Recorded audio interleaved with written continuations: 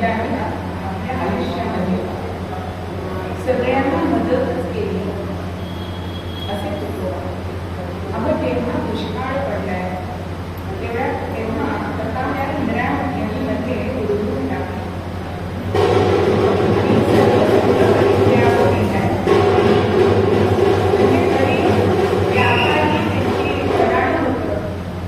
अत्यंत श्रीमंत होते, पण तरी सुद्धा दुष्काळामध्ये लोकांना आपली देणी देता येणार नाही. मग त्यांच्या मनाला खंत नको हे जाणून तुकोबांनी या बऱ्या आणि मग ही दरिद्रता आहे ती कायम राहिली आहे. पण आजच्या अनुभवामध्ये ते साधूची व्याख्या सांगतात. रंजने गांजने त्यासी म्हणे तो आपले साधू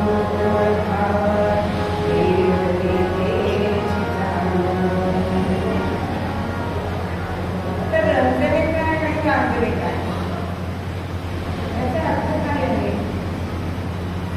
तर जे शरीराने दुःखी असतात त्याला रंजलेले म्हणतात, आणि जे मनाने दुःखी असतात त्यांना गांजलेले म्हणतात.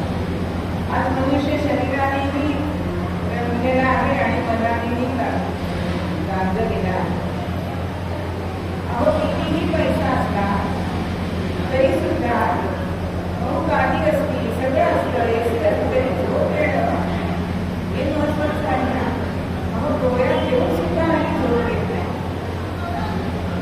हे मनाने गांजले, कारण चिंता मनामध्ये असते आणि त्यामुळे माणसाला असं होत असतं.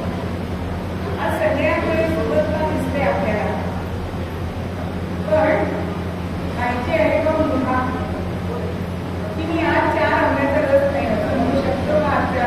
आपल्या घरामध्ये 2-3 तरी डायबिटीसचे पेशंट असतात. मग ही जी परिस्थिती देवानी तुम्हाला परिस्थिती दिली आहे, पण खायची मुठा नाहीये, म्हणजे मन जात आहे ना तिथे, म्हणजे मनाने गांजले पण असतं. अशांसाठी तुकोबा म्हणतात की रंजने गांजने त्यासी म्हणे तो आपले. अहो अशा रंजल्या गांजल्यांना जो आपलं म्हणतो त्याला साधू म्हणा. मग अशा या साधूची लक्षणं सांगायला हवं.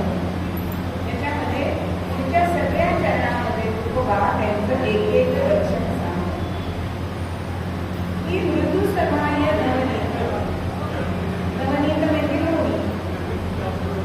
आज लोणी घरात खाण्याची पद्धत नाही.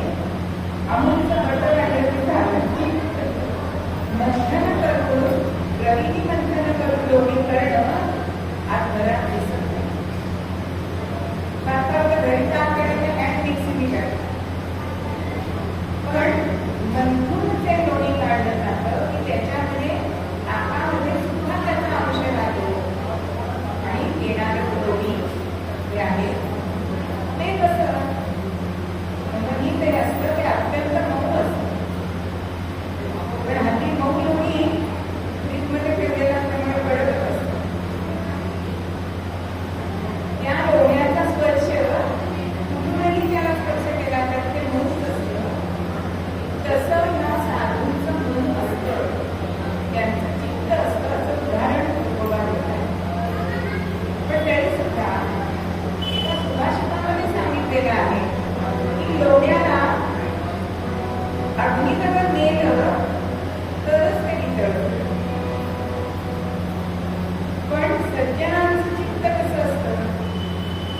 दुसऱ्याच्या दुःखे दुखावे, दुसऱ्याच्या सुखे सुखावे. अहो दुसऱ्याला जरी दुःख झालं तरी या सज्जनांचं चित्त वितळून जातं. म्हणून लोण्यापेक्षा सुद्धा श्रेष्ठ प्रतीचं असं साधूंचं मन सांगितलं. बघा पैठणच्या वाळवंटामध्ये महाराज थोर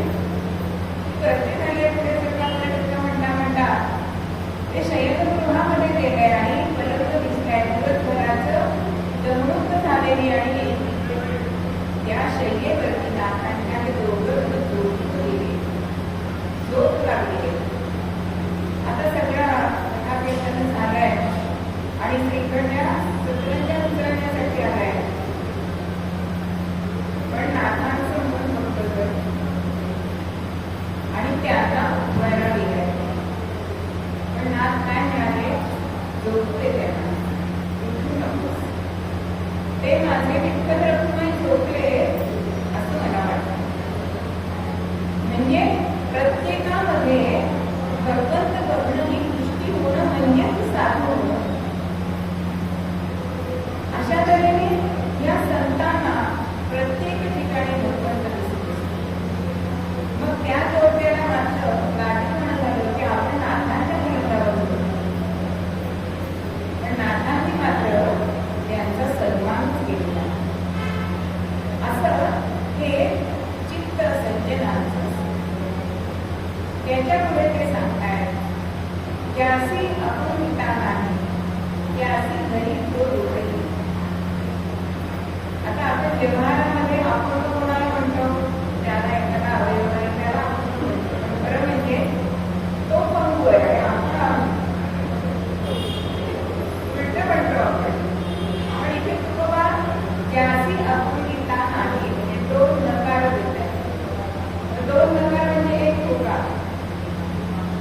ज्याला अपंगत्व आहे त्याला आपलं म्हणणं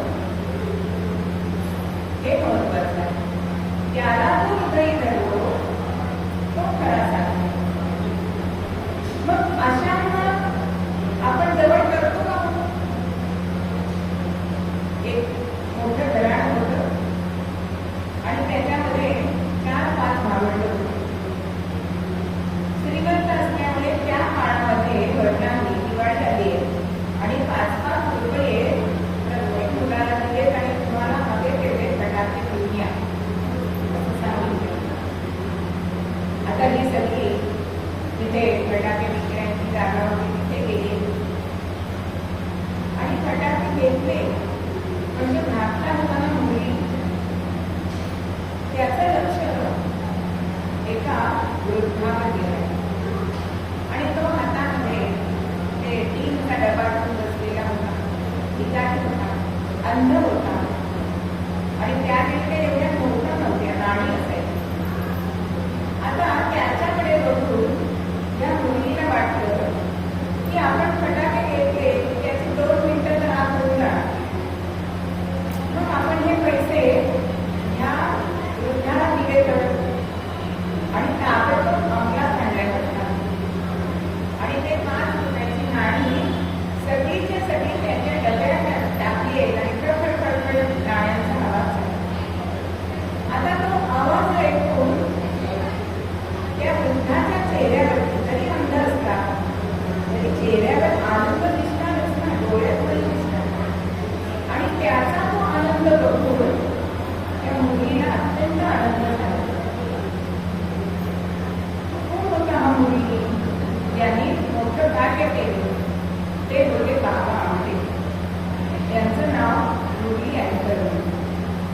म्हणजे ज्याला जे नाही ते त्याला देणं म्हणजे त्याला आपलंच करणं हे त्यातलं साधूचं लक्षण आपल्याला.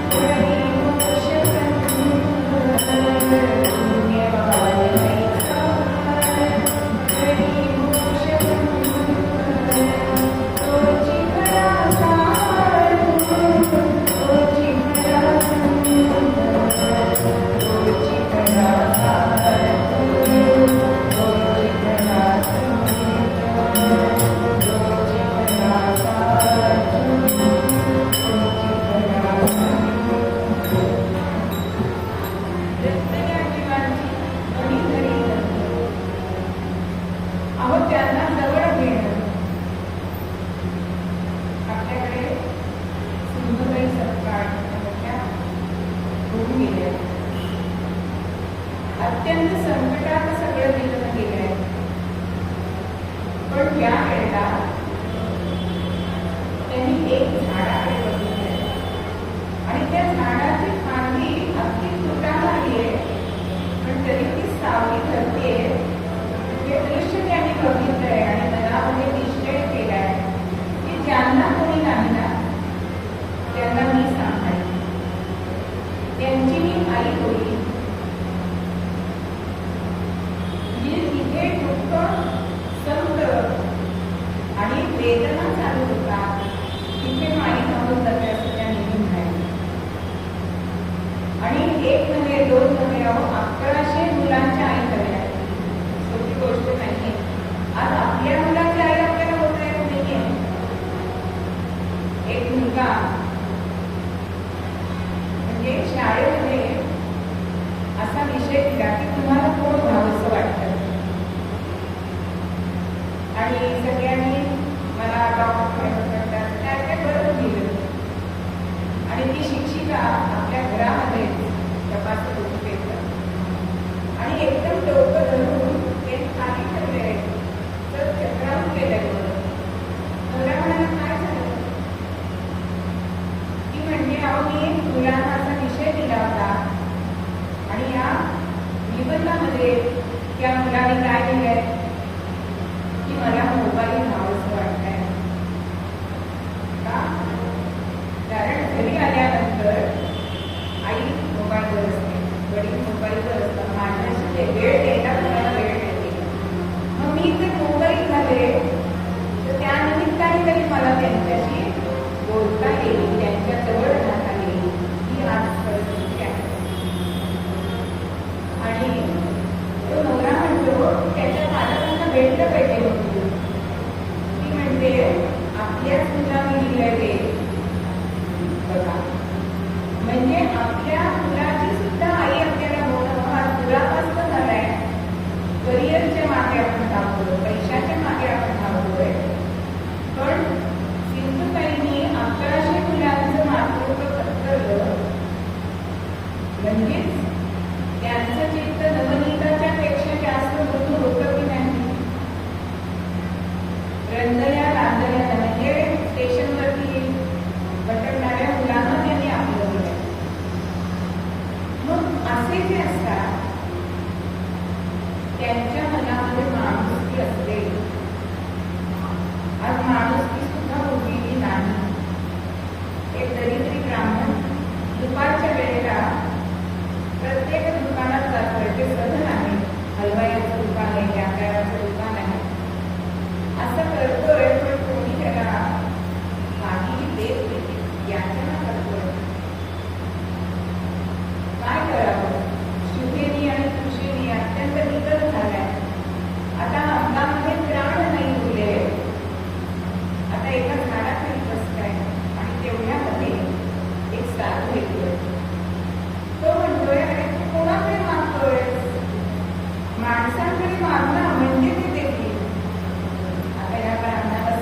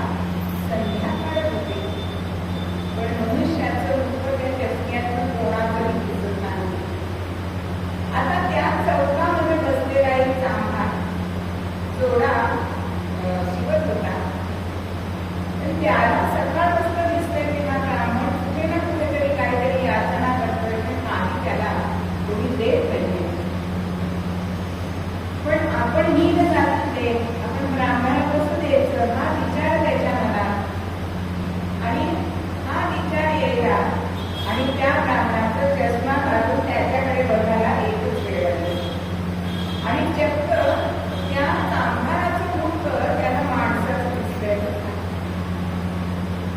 आता तो त्या चांभारापाशी गेलाय. तो चांभार राजाचा जोडा मिळत होता, बांधत होता, कारण राजाला दररोज नवीन जोडा लागतो. त्या जोड्याचे त्याला 500 रुपये मिळत होते. आता तेवढ्यामध्ये तो जोडा घेण्यासाठी राजा म्हणाला आणि ते आपल्या जवळचे पैसे या ब्राह्मणाला देताना त्यांनी बघितले.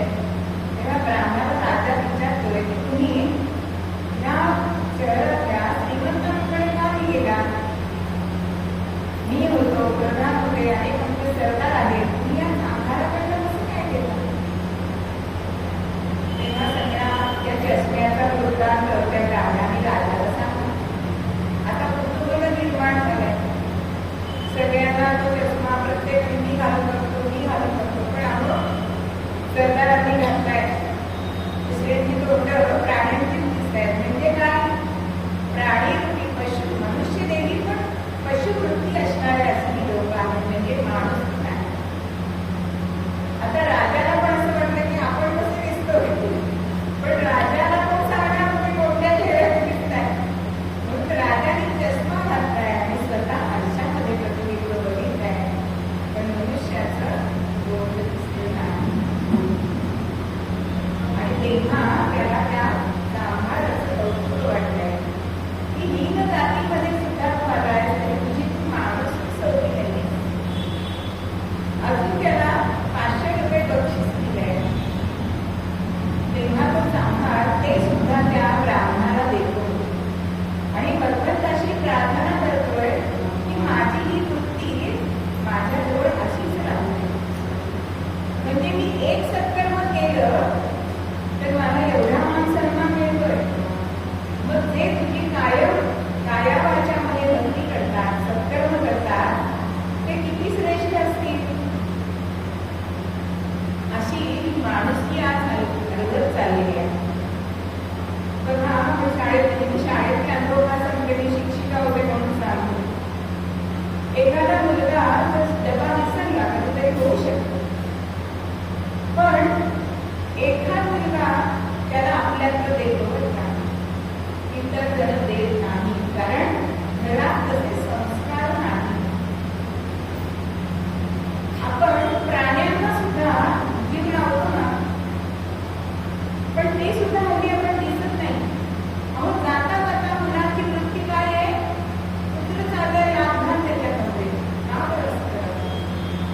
प्रत्येक जीवामध्ये तर बंधाचा अंश सांगितलेला आहे, तर असं का करावं?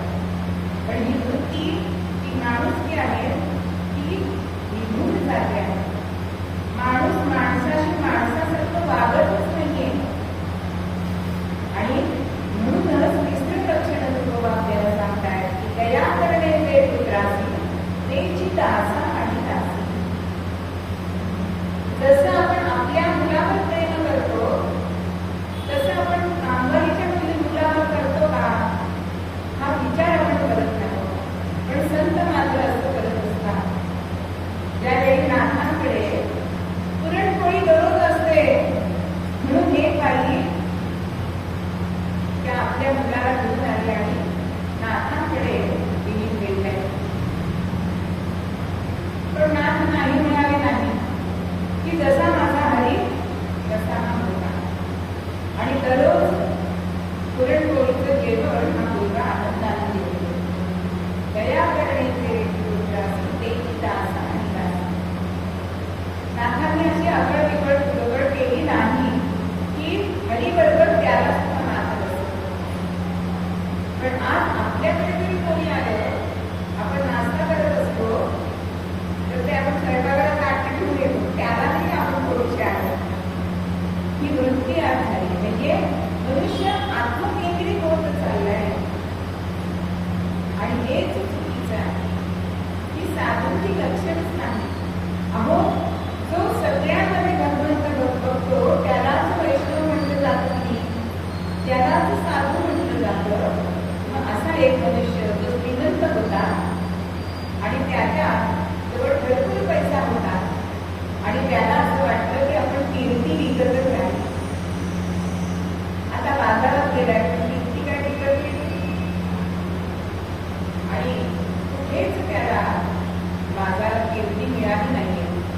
होता होता एका मागून एका पुढे जातोय, पण एक धूर्त असा त्याला विक्रेता भेटला. तो विक्रेता म्हणजे माझ्याकडे आहे कीर्ती, आणि तो म्हणाला आहे ना कीर्ती द्या मला, मी तुम्हाला हवे तेवढ्या पैशांच्या राशीच्या राशी होतो. आणि असं म्हटल्यानंतर त्यांनी आपल्या जवळची सगळी संपत्ती पुढे ठेवली आहे. पण त्याच्यात तो विक्रेता बघतो की त्यांच्या खिशाला धोक पडले आणि तो म्हणतोय अहो त्या खिशाला पडलेल्या धोकामुळं माणुसकीचं नाणं गळून पडलंय ते तुम्हाला कळलंच नाही.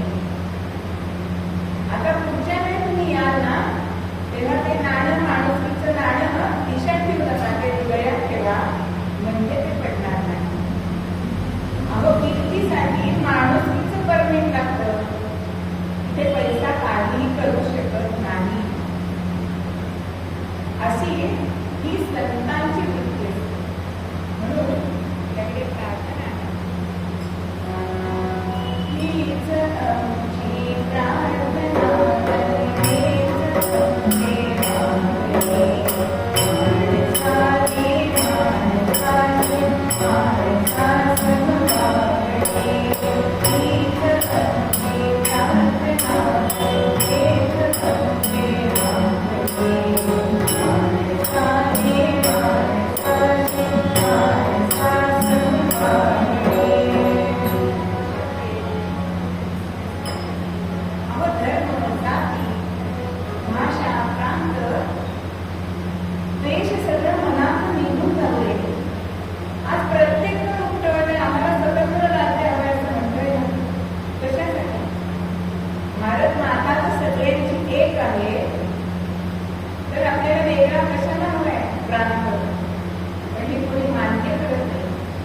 जातीसाठी आज सुद्धा आपल्याला दंगे दुकाना दिसत आहे, पण हे योग्य नाही.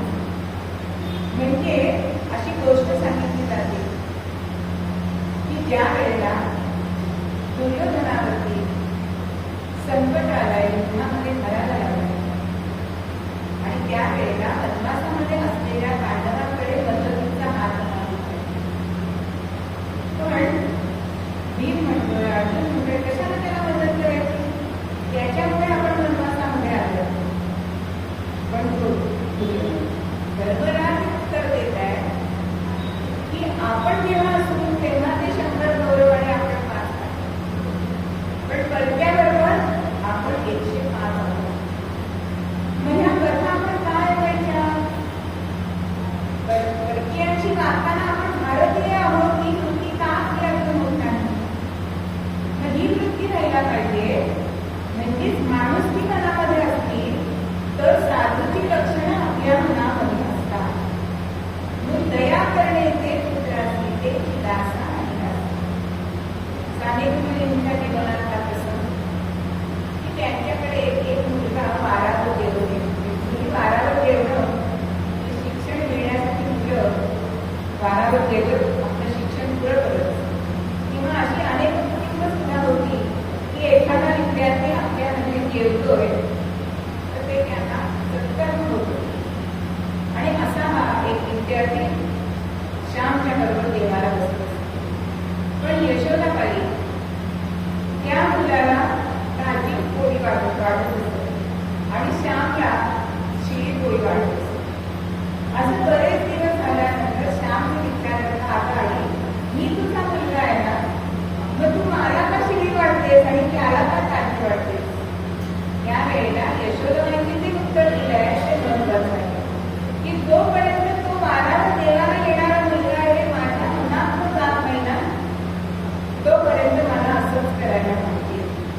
ज्यावेळी तुझ्याकडे त्याच्या मला भेद जाणवेलायचा होईल त्यावेळेला मी दोघांना साध्य करेन, तेव्हाच मी तुला पण गावी आणि त्याला पण गावी. अशी वृत्ती जर माणसाकडे असली तर ही साधूची लक्षण आहे. तरच तो रंजल्या बांधणीची सेवा करू शकतो. अशी कितीतरी उदाहरणं आपल्या भारतवर्षामध्ये होऊन गेली की ज्यांनी अनेकांना मदत केलेली आहे. आजही उदाहरणं आहेत की आमच्या ठाण्यामध्ये एक कुंटे गुवामूर्ती पण वृत्ती होती समाजसेवेची. अहो त्यांनी गावाच्या गावं ही व्यसनमुक्त केली कीर्तनात्मक प्रबोधन करून. म्हणजे हे एक समाज कार्य आहे की व्यसनाने समाज किती रसातळाला जातो हे कीर्तनात्मक पटवून देऊन त्यांनी गावं व्यसनमुक्त केली. किंवा आमच्या तळेगावामध्ये नथुबाई वेगळे म्हणून ग्रस्त होते. तर आमच्या इथे जनरल हॉस्पिटल आहे करण्यासाठी सगळ्यांना माहिती होती. तर तिथे अनेक रुग्ण येत असत आणि या रुग्णांची सेवा करण्यासाठी किंवा रुग्णांबरोबर जी माणसं येतात त्यांची खायची प्यायची आवाड होते हे टाळून नथुभाऊ दररोज सकाळी घरातून 8 वाजता निघत असत.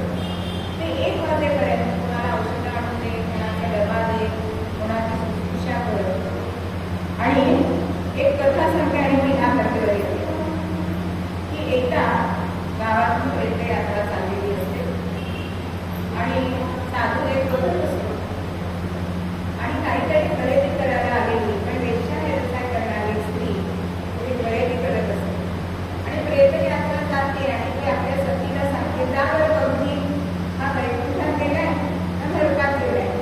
आता हा प्रश्न ऐकून त्या साधूंना वाटतं वेश्या मुलांमध्ये आणि आपण एवढी तपस्या करतो ते आपल्याला काही समजत नाही किंवा वैकुंठात गेलाय का नरकात गेलाय. आणि ती सती गेली 10 मिनिटांनी परत आली आणि सांगितलं की तो वैकुंठात गेलाय. आता याला अजूनच आश्चर्य वाटलं. शेवटी विचारलं त्या स्त्रीला वेश्या व्यवसाय करणाऱ्या तुम्ही कसं काय ओळखलं. अहो सोपं आहे. प्रेत यात्रेमध्ये त्या माणसाबद्दल जे काही बोललं जातं ते चांगलं आहे किंवा वाईट आहे याच्यावरून आपल्याला कळतं की तो वैकुंठात गेलाय त्या नरकात गेलाय. मग तसं जेव्हा आम्ही तेव्हा नुकतेच आम्ही तळेगावात जायला गेलो आणि माझ्या यजमानाचं मुलींचं ऑपरेशन ते घोडावाडीला ते स्वतः घोडावाडीत राहत. पण त्यांच्या प्रेत यात्रेला 2 तास झाले तरी माणसं थांबत नव्हती.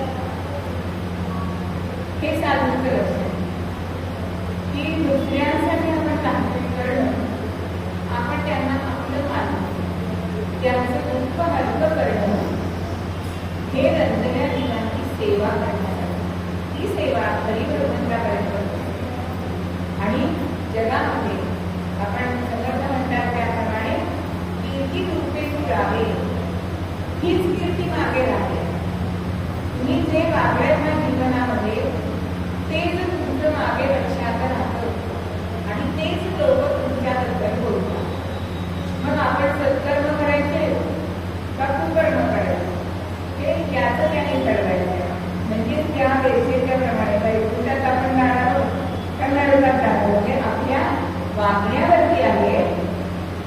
आणि असे साधू संत जे असतात म्हणून साधूंची सोपी व्याख्या अशी करतात की जे 6 धुवून टाकतात ना ते साधू असतात. म्हणजे षड्रिपूचे आहेत. त्यांच्या मनामध्ये राग येतच नाही, लोभ येत नाही, मद मत्सर द्वेष काहीच येत नाही असे साधू असतात. म्हणून त्यांचं मन हे दहनीतासारखं असतं आणि सगळ्यांप्रती त्यांच्या चित्तामध्ये अत्यंत प्रीती असते.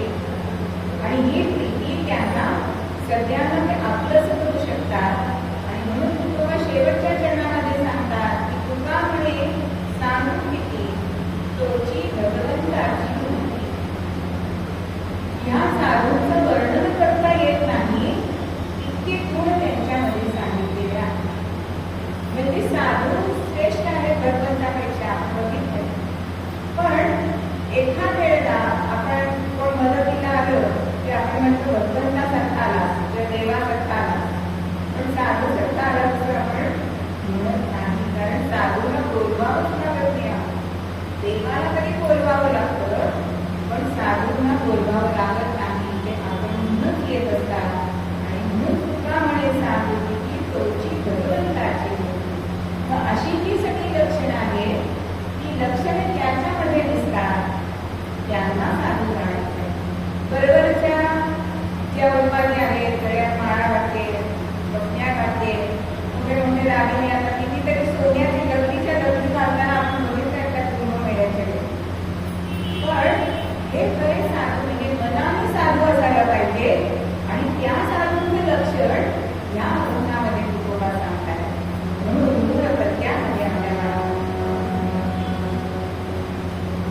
एकानंद एकांत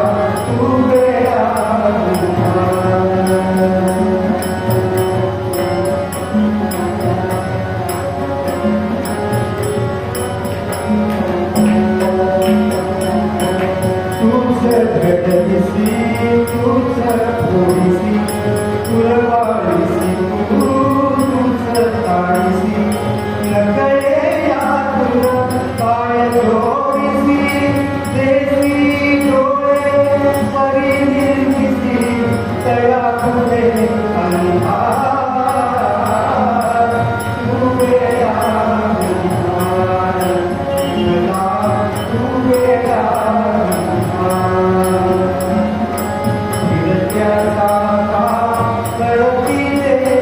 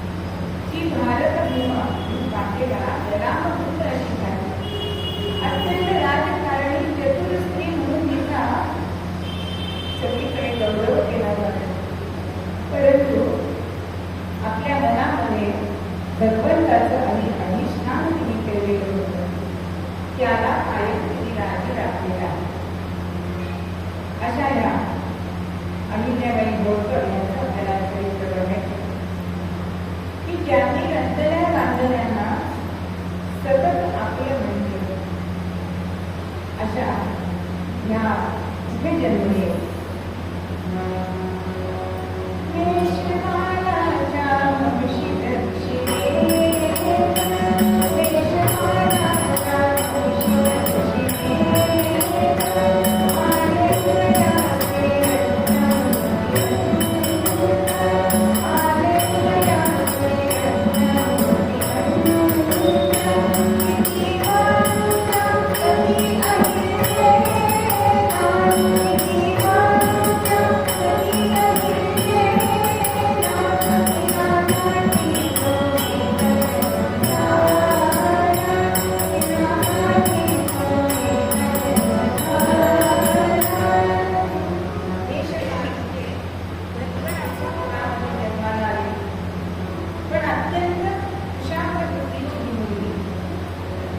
वडिलांचं नाव आहे माणकोटी शिंदे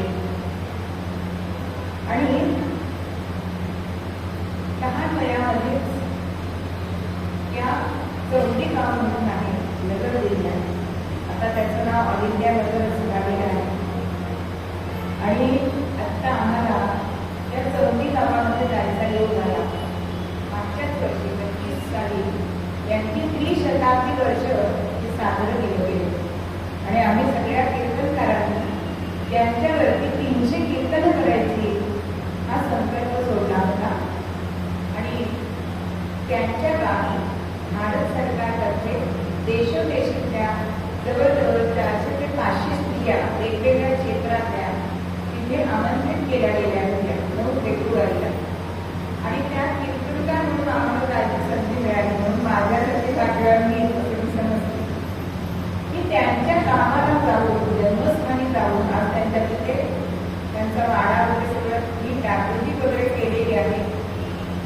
आणि त्यांचे वंशज सुद्धा आता 14वे वंशज तिथे आता त्यांची पिढी चालू आहे आणि ते सुद्धा त्यांच्यासारखंच कार्य करतात. अशा या अत्यंत कुशाग्र असणाऱ्या त्या गावामध्ये एका मंदिरामध्ये शाळा भरली.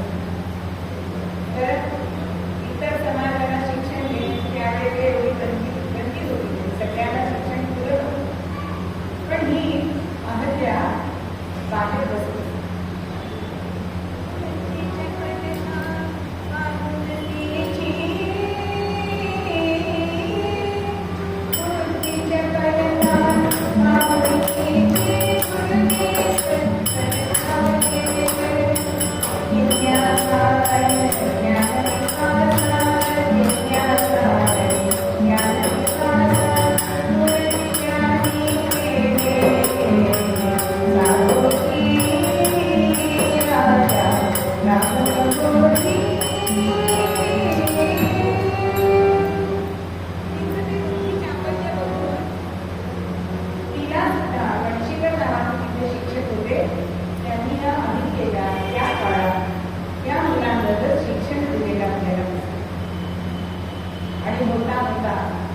अत्यंत लहानपणापासून शिवभक्त अशी होती.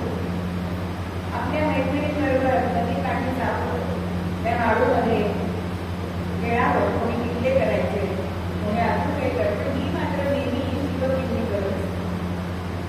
आणि अशीच एक दिवस आपल्या आईबरोबर शिवमंदिरात गेली आणि फिरायला म्हणून त्या वाळूमध्ये गेले. त्या सगळ्यांबरोबर शिवलिंग तयार केल्या आणि त्या गावामध्ये त्यावेळी पेशव्यांचा सैनिकांचा तळ पडलेला होता.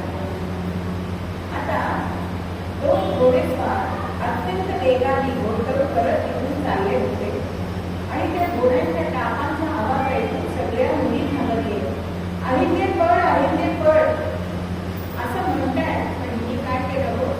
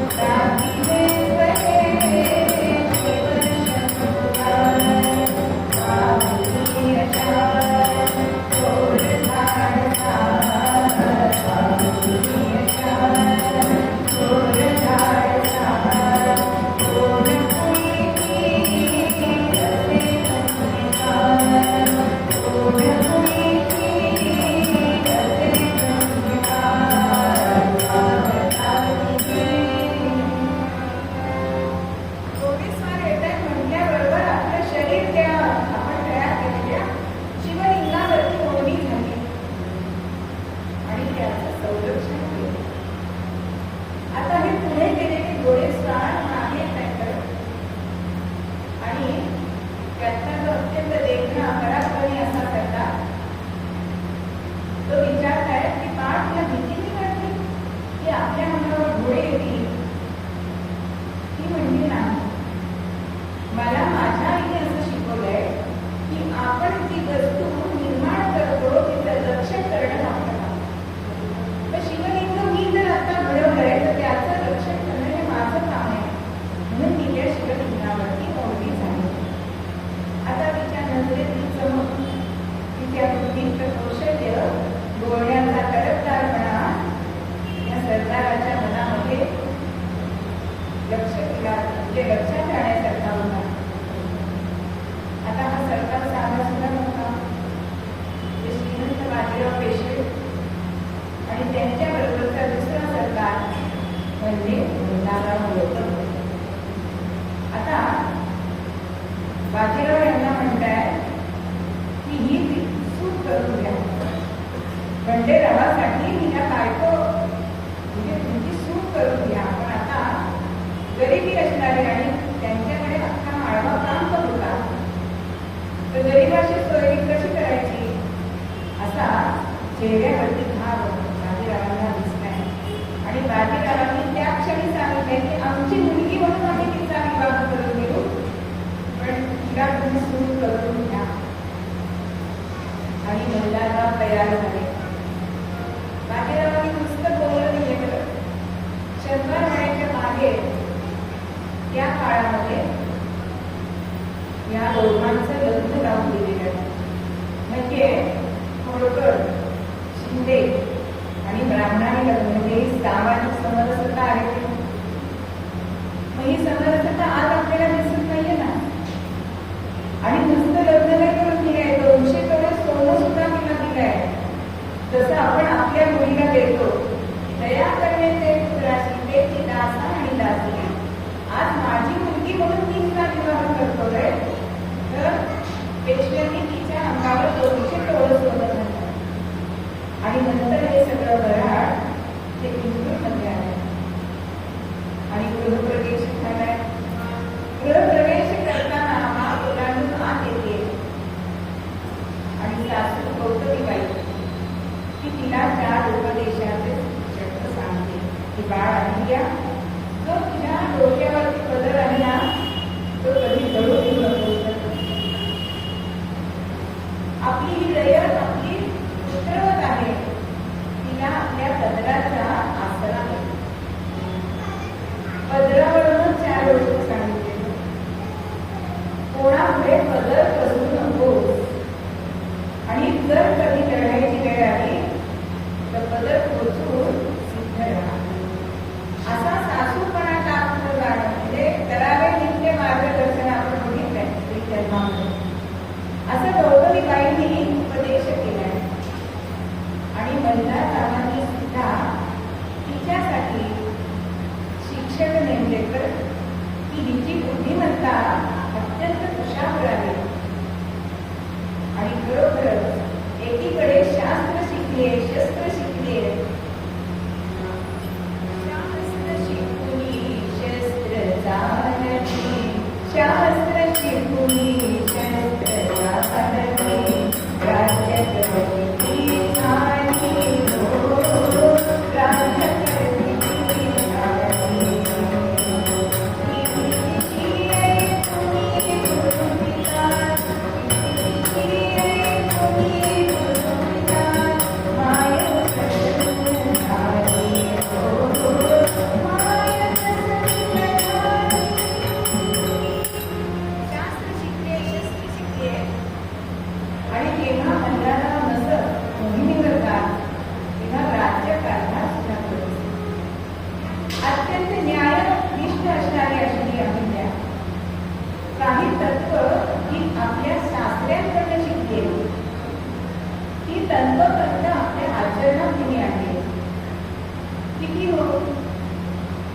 म्हणजे सासऱ्यांना बोलायला सुद्धा ती मागे पुढे बघितलं नाही.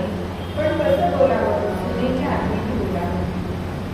एकदा असं तिला जाणवलं की पेशव्यांची तिजोरी हलकी होते, कमी होते, रुंदी होते आणि ते सरदार आहे त्यांच्या आणि तिच्या लक्षात येतं की स्वारी केल्यानंतर जो आपल्याला संपत्ती मिळते त्यातला काही भाग देशाला द्यायचा असतो तो आपल्या तिजोरीतून जात नाही. मल्हाररावांना म्हणजे तुम्हीच आम्हाला शिकवत ना, मग असं कसं होऊन चालेल. आणि मल्हारराव सुद्धा तो कर भरायला वस्ती द्यायला पुण्याला देते. तसंच आपल्या पतीबद्दल पतीसुख त्यांना खूप मिळालं नाही. अत्यंत व्यसनी असणारे हे खंडोली आणि त्यांना दर महिन्याला काहीतरी नयनताना दिला जात असे. पण व्यसनामध्ये तो एक महिन्याला संपून गेला आणि पुन्हा एक कारखानाकडे पैसे मागायला. आणि हे जेव्हा अहिल्याबाईंना कळलं त्यावेळी त्यांनी स्पष्ट सांगितलं की तुमचं महिन्याचे पैसे देऊन झालेले आहेत, आता पुढच्या महिन्याशिवाय तुम्हाला पैसे देणार नाही. आता असं ऐकल्यानंतर रागावरून प्रतावून फेकून दिले. पण अहिल्याबाईंनी कारखान्यांना सांगितलं की त्यांनी प्रतावीचा अपमान केलाय, त्याला 25 रुपये दंड करा. म्हणजे न्याय असायलाच पाहिजे. पण ती व्यक्ती कोणीही नसो हे तत्व त्यांनी आयुष्यभर याला पाळलेलं होतं. न्याय निवाडा करावा. पण अवघ्या 30व्या वर्षी वैधव्याची पुन्हा ढकलली आणि त्या काळानुसार सती जाण्यासाठी निघाले. आणि हे जेव्हा मल्हाररावांना कळलं तेव्हा ते कुठे आले.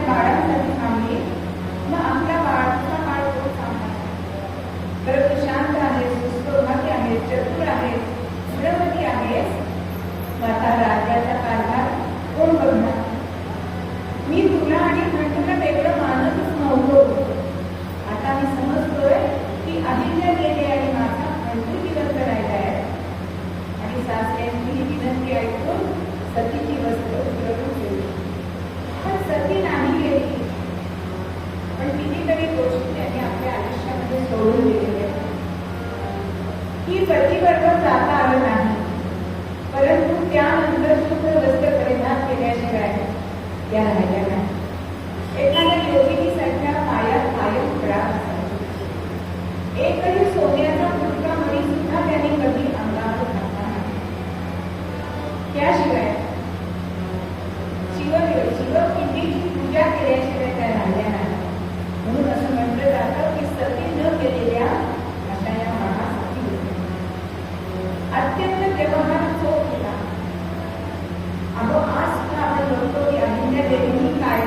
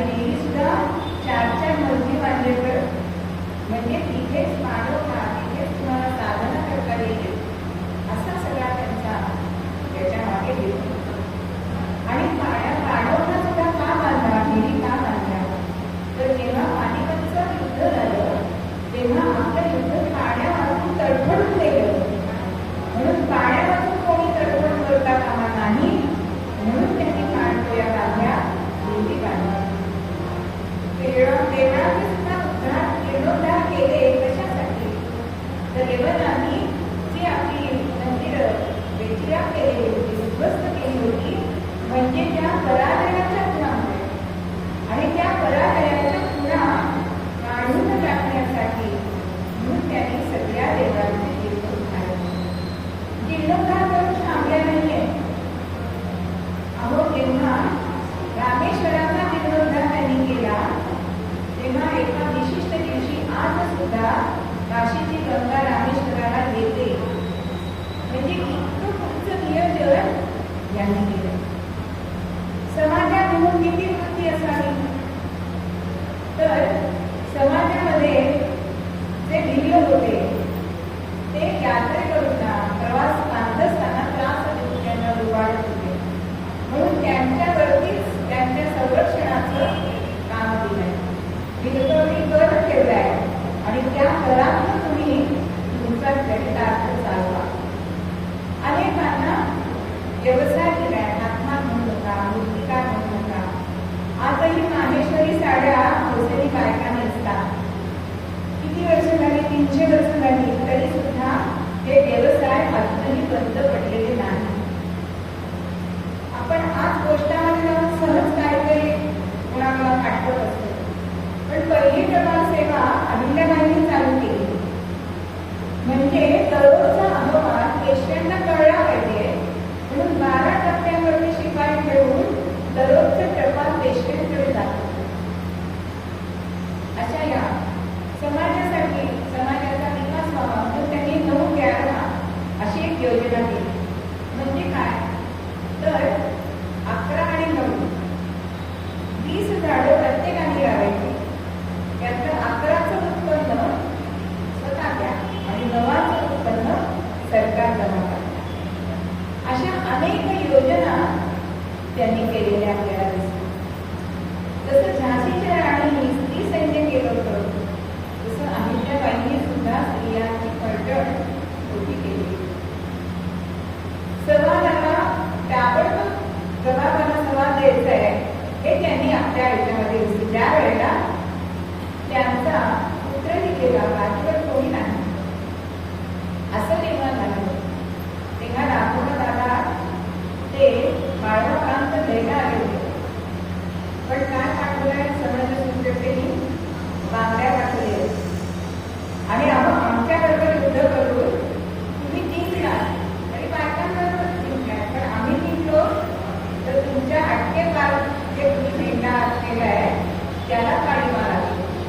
आणि मग राघव दादा म्हणतात की मी तुझ्या समाचाराला आलो, तुझा मुलगा गेलाय ना म्हणून. म्हणजे तोडीस तोड उत्तर देणं. आणि हा त्यांनी जो सगळा समाजासाठी विकास केलाय, घाट बांधले, ते त्यांनी आपल्या स्त्री धनातून केलेला आहे.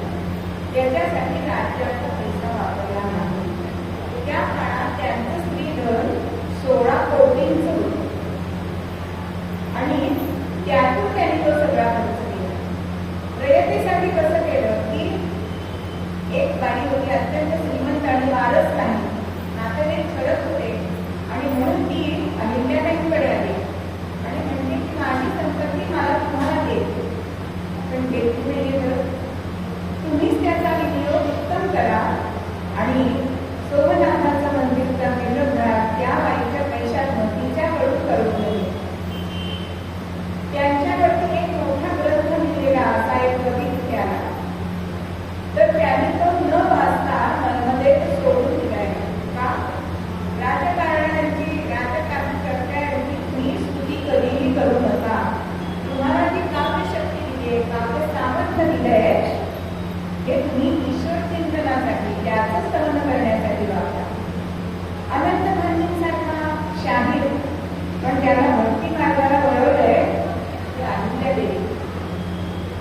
अनेक रूढी परंपरा सुद्धा त्यांनी बदलले की ज्या परंपरा जाचक आहेत त्या परंपरा आपल्याला वापरायच्या नाही. त्यावेळेला त्यांचे पती खंडेराव गेले तर त्यांच्या 2 यवन स्त्रिया होत्या आणि त्यांना पाणी देण्याचं काम चालू होतं. आणि गुरुजी म्हणाले या यवन आहे त्यांना पाणी देता येणार. अहिल्याबाई म्हणाल्या की त्यांनी सगळं जीवन त्यांना अर्पण केलं, त्यांना जर 2 वेळा पाणी देता येत नसेल तर मला हे श्राद्ध करायचं नाही.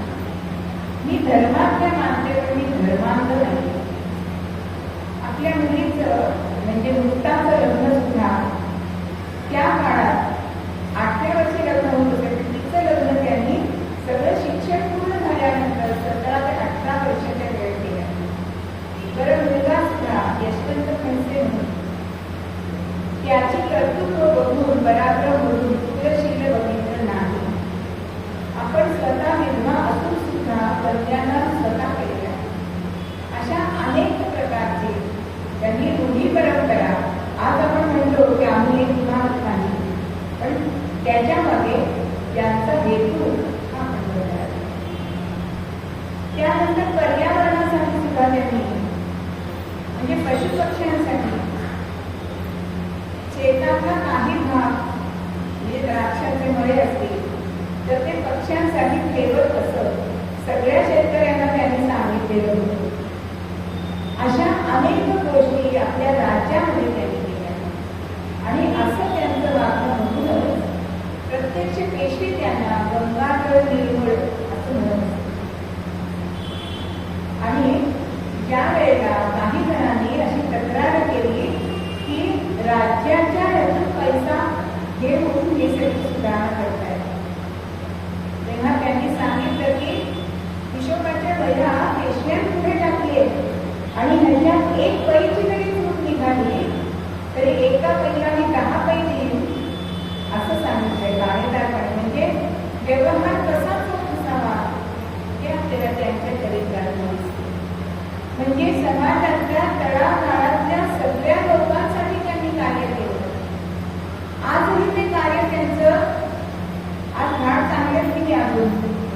आज बिल्डिंग बांधताना बिल्डिंगला पिसावा मोठा बांधताना चौथा पडतोय ना, म्हणजे भेसळयुक्त आज आपलं सगळं बांधकाम म्हणजे चाललंय. पण आपण त्यांना पुण्यश्लोक म्हणतो. पुण्यश्लोक अहिल्याबाई, देवी अहिल्याबाई, लोक माता अहिल्याबाई अशी त्यांना आपण विरुद्ध देतो.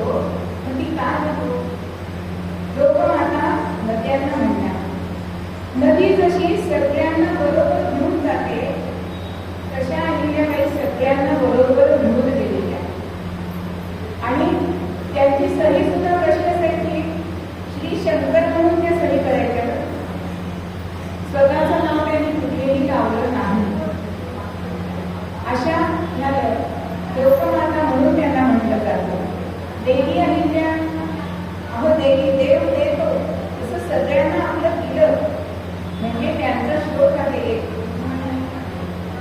तिने मानिले सप्रट, तिने संतती मानिली सप्रटेना, तिने सौख्य सोयी त्या भारताला, जरी दुःखिता तृप्ती देई तुझ्याला, नमस्कार माझा अहिल्या सतीला, देवी अहिल्या माता की जय.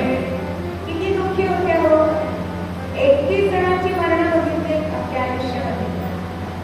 आपण घरदार म्हणतो की 14 वर्ष रामाचं राज्य विदंत असं भरताने सांभाळलंय, पण अहिल्या देवींनी 40 वर्ष सांभाळलंय. आणि त्या कधीही राणी नव्हत्या, तर राजपुरुषा होत्या, राजमाता होत्या, पण राणी कधीही नव्हत्या. तरी सुद्धा शंकराचं मी राज्य करते विदंत म्हणून हा भाव त्यांच्या मनामध्ये. पुण्यश्लोक त्यांना आपण म्हणतो. पुण्यश्लोक म्हणजे काय? पुण्य म्हणजे पवित्र, पण पवित्र म्हणजे सुद्धा शुद्ध आणि निर्मळ हे 2 भाग येतात. आज आपल्याला दुकानावर दिसतं ना, येथे खरा नारळ मिळतो ना. आमच्या जोगेश्वरीचे काही हे नसतं का, येथे खरा नारळ मिळेल, इथे शुद्ध नारळ म्हणजे अशुद्ध पण मिळतं का? पण ह्यांच्या जीवनामधलं ते पुण्य होतं ते निर्भेळ आणि शुद्ध होतं. आणि श्लोक म्हणजे कीर्ती, स्तवन. आज कोरोनाच्या काळात सुद्धा या संकटातून आम्हाला वाचवा म्हणून नवस केलेले आहेत आज देवी अहिल्या मातेने. असं त्यांचं कर्तृत्व म्हणजे दया करण्याचे पुत्राची त्याची दासा आणि दासी. त्यांनी कधीही आगळवगळ केली नाही, सगळ्यांना समान वागवलं. अशा या अहिल्याबाई म्हणजे तुकारामाला